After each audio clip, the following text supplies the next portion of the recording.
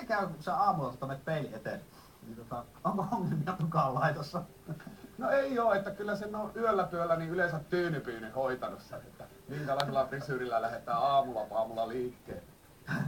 Okei. Ehkä mä tässä samalla muutan noitten poikakissojen nimet Antti Pantiksi ja Touko Poukoks XD. Yhdytkö tähän ajatukseen? Kyllä. Kuulostaa hyvältä.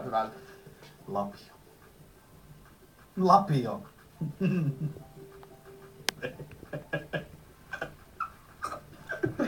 Kävin katsomassa pattamassa, että se on varmasti päällä. Näkyykö punainen valo, että on eerinä? Näkyy. Tämä ei ole nauhoitus, sitten tästä ei leikata mitään pois. Tämä on suora ja lähetys. Mikä? Tämä meidän lähetys. Milloin tää tulee ulos? Siis tää tulee heti. Siis nytkö pytkö? Joo, siellä on, me ollaan tässä oltu jo hetki. Jaa! Onko sulla ketään, kellä haluat terveisiä lähettää? Pummulle vaan terveisiä. Pummu täyttää 9. päivä tammikuuta, niin 114 vuotta. Oletko Antin isä kysellään sillä? Minä olen siis Antti. No, en kyllä tietääkseni. ei näköjään. Mitä se Rasila siellä sekoilee? Missä? Ei oo näkynyt. Nätti letti, hei baby. Ei tarvi edes geeliä. Ei tarvi geeliä. Keskelle rasvat ja sivulle kädet, niin se on siinä piina. Entäs kun kesä tulee, tykkäätkö sä purjehtia? Jos olis venepene, niin miksepä. Tarttuuko sulle ruuskitus hyvin tuon päällä? Tarttuu. Se menee heti punaiseksi. Palaaks? Palaa. Nahka lähti. Eli ei kannata paljon avopäin kulkea. No ei, kyllä se yleensä on hattusuojana puojana. Hei, ootko Sitä sukua? paitsi tahtoo olla se, että jos on merellä perellä, niin ne tahtoo lokipokit tähtäillä tuohon, kun se näyttää semmoilta luodolta puolelta. Mutta eikö se vähän viilenä sitä kaljuun kohtaa? No joo, mutta mieluummin meriperi. Ootko sukua tuolle Ilkka Nummistolle? No multa on sitä pitää kyselty aika paljon. Nimittäin mulla on sellainen pieni paavistus, että me voitais jotain pikkusukupukua olla toisille. Kaunukaisia serkuksia. Niin, tai serkusten perkuksia. Muuten olette niinku melkein samannäköiset. Täällä on samanlainen tukka, kalju, sitten nämä kalapuikkoviikset, mutta sulla on pikkusen vähän lihaksia. No, kyllä niitäkin tarvittaessa löytyy pöytiä. No sisäiset lihakset. Ne on täällä. Tämäpä on paras lähetys ikinä. Antti Pantti pepeilee, tupla XD, reps. Tää on piipolta, tää on kiuruvetinen.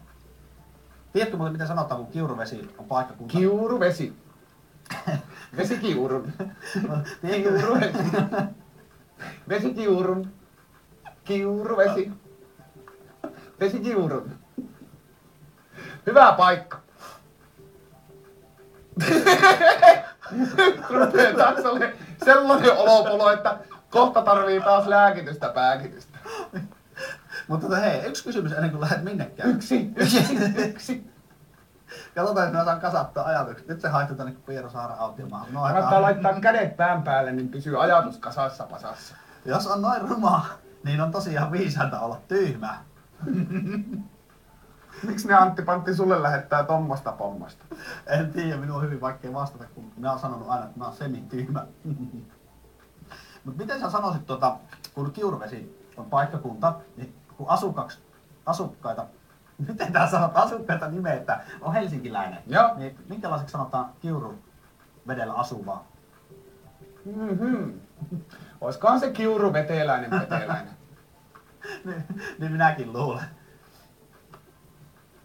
Onko Touko Pouko sukua sille vahvimies? Ilkalle joo, jotain kaukaista sukua oli. Ja sitten rumuudesta puhuttiin just äsken. Se oli varmaan minulle osoitettu se kysymys. Mitäs Kikkarapää Late, eläkeläinen Mänty Harjo? Kikkarapää Late.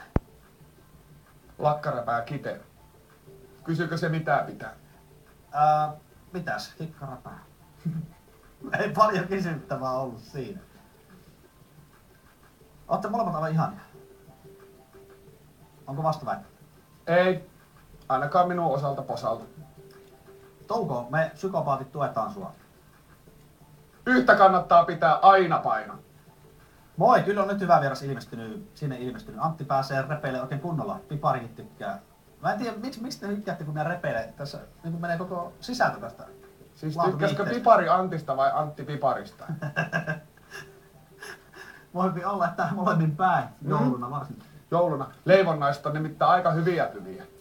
On. Syötkö muuten paljon piparaa? Yleensä menee jo taikinana paikinana alas. Niin kuin uunin kerran. Kävitkö Armeen sodan kylässä? Itse asiassa kävin. Olin sissikomppaniassa pomppaniassa. Okei, sissimiehiä. Hieno paina viiksi valuu. Thanks. Onks toi slipoveri?